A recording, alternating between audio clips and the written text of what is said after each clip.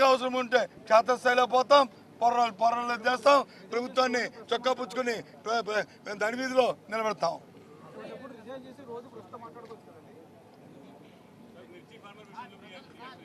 ఏంటి మిర్చి ఫార్మర్ చెప్పాము మా డిమాండ్, మిర్చి ఫార్మర్స్కి మద్దతు ధర ప్రభుత్వం ప్రకటించాలి. ఆ మద్దతు ధరకి ప్రభుత్వమే కొనుగోలు చేయాలి. మార్కెట్ ఇంటర్వెన్షన్ జరగాలి. కేంద్రం ఎప్పుడో ఇస్తుందని ఎదురు చూడడం కాదు. అంతవరకు రైతులు వచ్చి ఉండలేరు. రైతులు ఆత్మహత్యలు చేసుకుంటున్నారు, ఇబ్బందులు పడుతున్నారు. దయచేసి ప్రభుత్వం ఆలోచన చేయాలి అనేది మా డిమాండ్. ఓకే,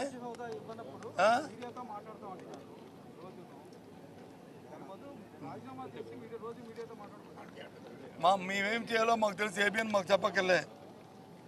మాకు ఏం చేయాలో మాకు తెలుసు. మాకు ప్రజల తరపున ఏ విధంగా మా గొంతు నిర్మించాలో మాకు తెలుసు. ప్రజల తరపున ఏ విధంగా మాట్లాడాలో మాకు తెలుసు. Okay, thank you.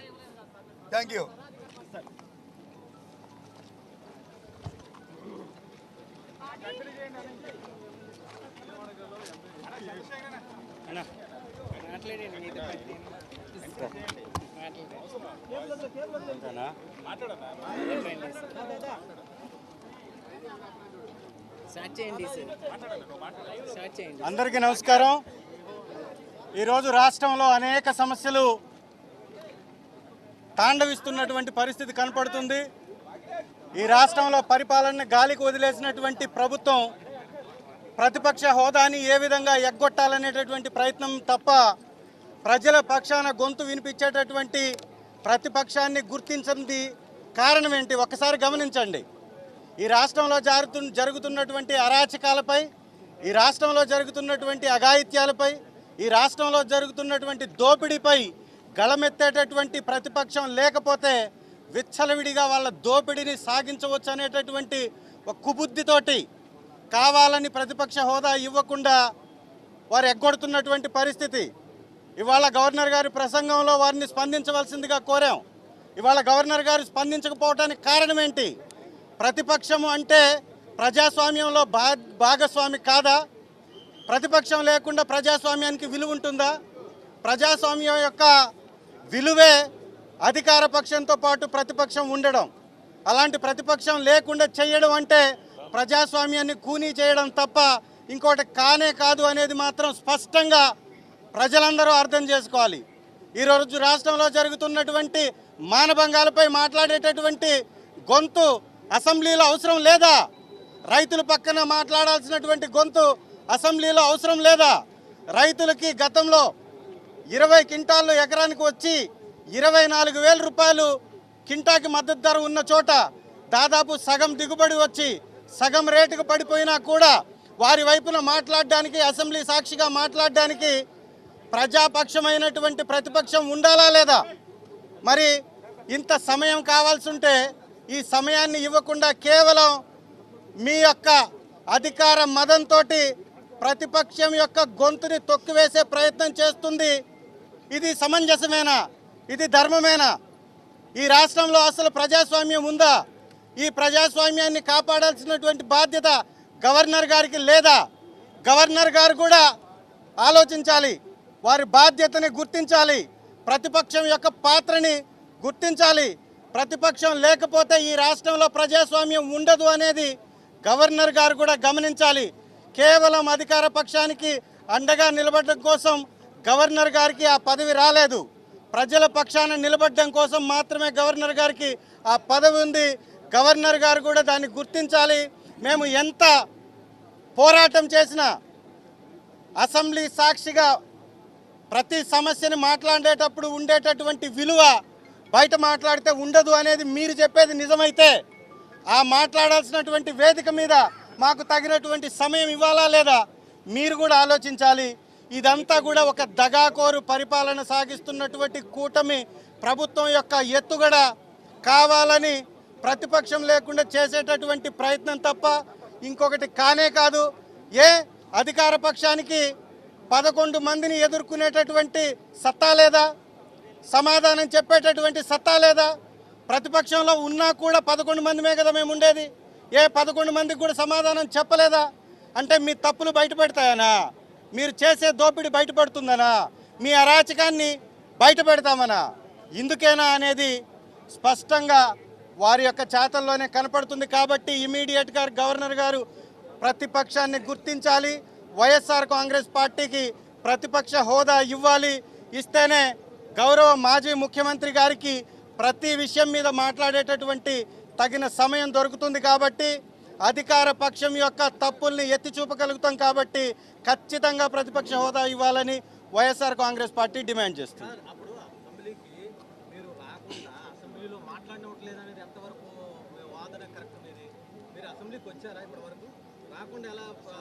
మీరు బహుశా ఫాలో అవ్వట్లేదు. 2 సార్లు అసెంబ్లీకి వచ్చాం, 2 సార్లు గవర్నర్ గారిని మేము రిక్వెస్ట్ చేశాం. వారు కనీసం స్పందించాలా లేదా?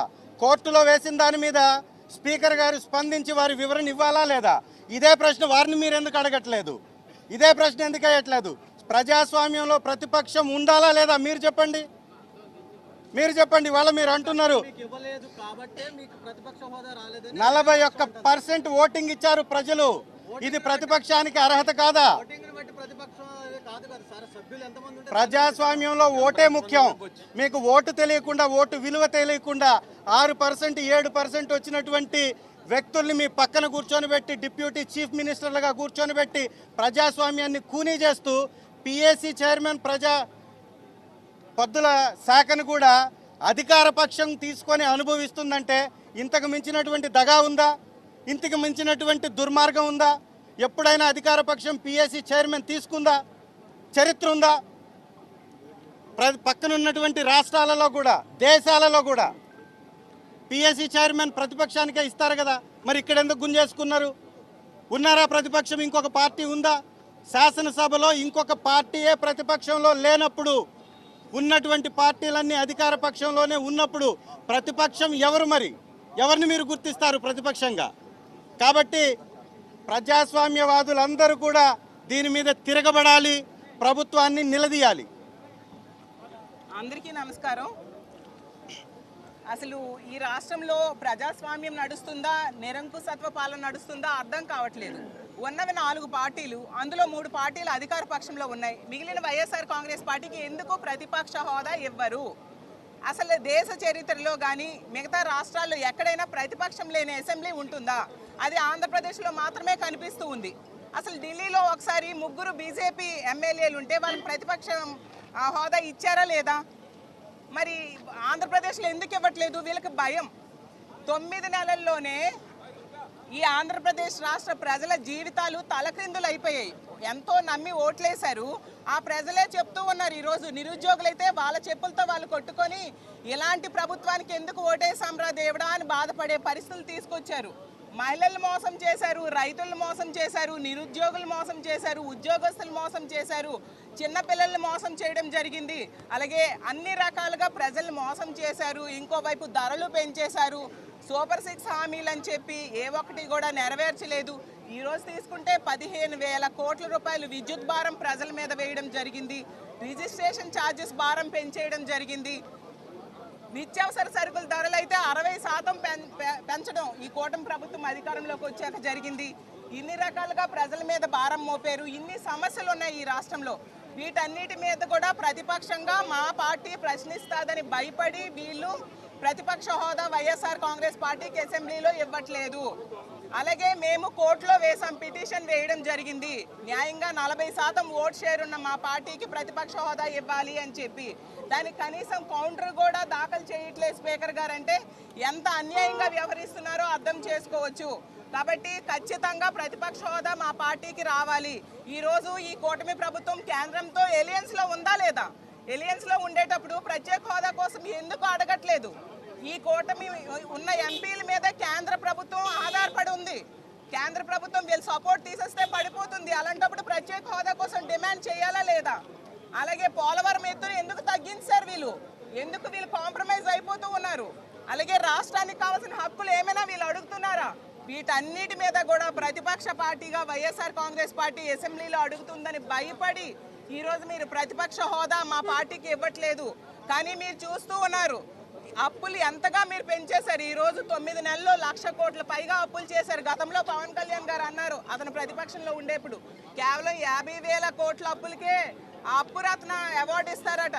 మరి ఇప్పుడు అధికారంలో ఉండి వాళ్ళు 9 నెలల్లో 1,00,000 కోట్ల పైగా అప్పులు చేశారు. మరి చంద్రబాబు నాయుడు గారికి కూడా అప్పురత్న అవార్డు ఇవ్వాలి కదా. అలాగే అన్ని రకాలుగా ప్రజల్ని నిట్టనిలువుగా మోసం చేశారు. మహిళలకి రక్షణ లేదు, చిన్నారులకి రక్షణ లేదు, డిఎస్సి అని చెప్పారు, ఒక్క ఉద్యోగం కూడా తీయని పరిస్థితి. గతంలో జగన్మోహన్ రెడ్డి గారు అన్ని పథకాలు ప్రవేశపెడితే అవి ఏవి కూడా అమలు చేయకుండా ఈరోజు కొత్త పథకాలు చేస్తామని చెప్పి అవి కూడా ఇవ్వకుండా నిట్టనిలువుగా మోసం చేశారు. కాబట్టి వీటన్నిటి మీద ప్రశ్నిస్తామని భయపడి ఈ విధంగా చేస్తూ ఉన్నారు. ఖచ్చితంగా వైఎస్ఆర్ కాంగ్రెస్ పార్టీకి ప్రతిపక్ష హోదా ఇవ్వాలి, అది న్యాయబద్ధంగా ఇవ్వాల్సిన అవసరం ఉందని తెలియజేస్తూ ఖచ్చితంగా ప్రతిపక్ష హోదా ఇచ్చేంత వరకు మేము పోరాటం చేస్తాం. అలాగే కౌన్సిల్లో కూడా ఈ సమస్యలన్నిటి మీద కూడా ప్రజల తరపున మేము పోరాటం చేస్తాం. మా ప్రతిపక్ష పార్టీ గొంతు నొక్కి ప్రజల గొంతు నొక్కాలని చూస్తూ ఉన్నారు. కానీ ప్రజల తరపున మా పార్టీ ఎప్పుడు పోరాటం చేస్తుందని తెలియజేస్తూ సెలవు తీసుకుంటున్నాను. ఒక్క నిమిషం.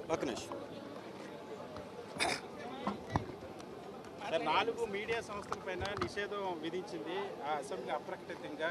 4 జర్నలిస్టుని ఇప్పటివరకు ఆ రాష్ట్ర చరిత్ర ఎప్పుడు లేని విధంగా అలా చేసింది. ఈ కూటమి ప్రభుత్వం యొక్క నిరంకుశ పాలనకి పరాకాష్టే 5 ముఖ్యమైనటువంటి రాష్ట్రంలో ఉన్నటువంటి ఛానళ్ళని 4 పూర్తిగా మెయిన్ స్ట్రీమ్ మీడియాలో అగ్రభాగాన ఉన్నటువంటి ఛానల్స్ అయినటువంటి TV9ని, NTVని, సాక్షిని, 10 టీవీని కూడా నిషేధించింది. దీనికి కారణం ఏంటి? ప్రతిపక్షంలో గొంతు వినిపించకుండా ప్రతిపక్షాన్ని అసెంబ్లీ నుంచి దూరం చేయడం, ప్రజలకి వీళ్ళు చేసే తప్పుల నుంచి పక్కదారి పట్టించడానికి మీడియా వ్యవస్థల్ని కూడా పక్కకు నెట్టేయడం. ఈ దేశ చరిత్రలో ఎప్పుడైనా నోటీస్ కూడా ఇవ్వకుండా 4 ఛానల్ని బహిష్కరించినటువంటి శాసనసభ ఉందా? ఏదన్నా ఒకే ఒక్క సాకు